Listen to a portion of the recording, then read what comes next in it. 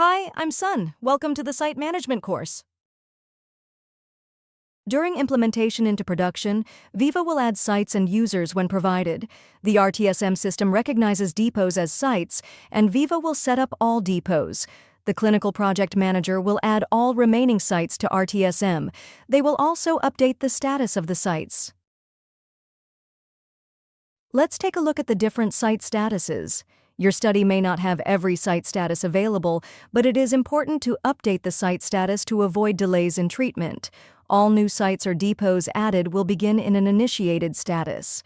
This status allows users to be added and activated, but does not allow shipments to be generated.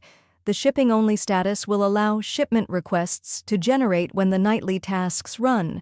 This status does not allow sites to record any visits. Enrolling-only status allows sites to begin recording initial visits and will also allow shipment requests to generate. Active status will allow full functionality of the RTSM system. The enrollment done status will prevent a site from adding any new subjects, but the site will be able to record other events, and shipments will still be generated. The halted status can be used to limit the functionality at a site after the RTSM is in production.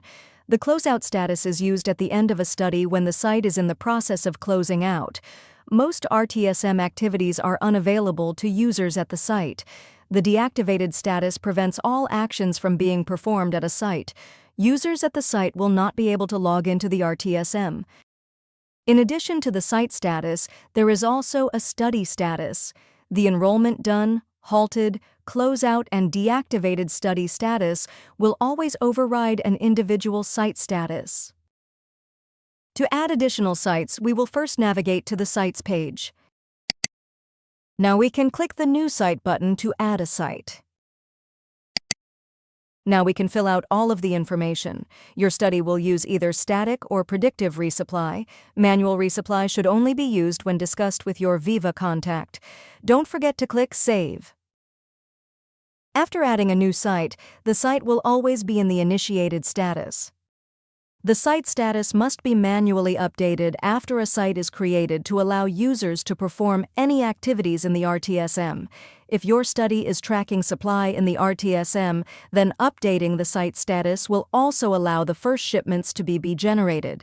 It is important to update the site status with enough time prior to the first patient in for the site to receive the first shipment.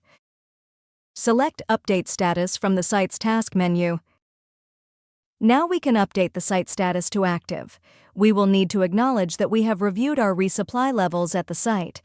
It is also important to note that the IP and, if applicable, the QP release will need to have been completed in order for the first shipment to generate to the site. Additionally, we can edit a site by selecting View Information from the task menu. This is where you'll be able to make any updates to the site's enrollment and randomization limit. Congratulations! You have completed this course and may now continue to the next RTSM e-learning course.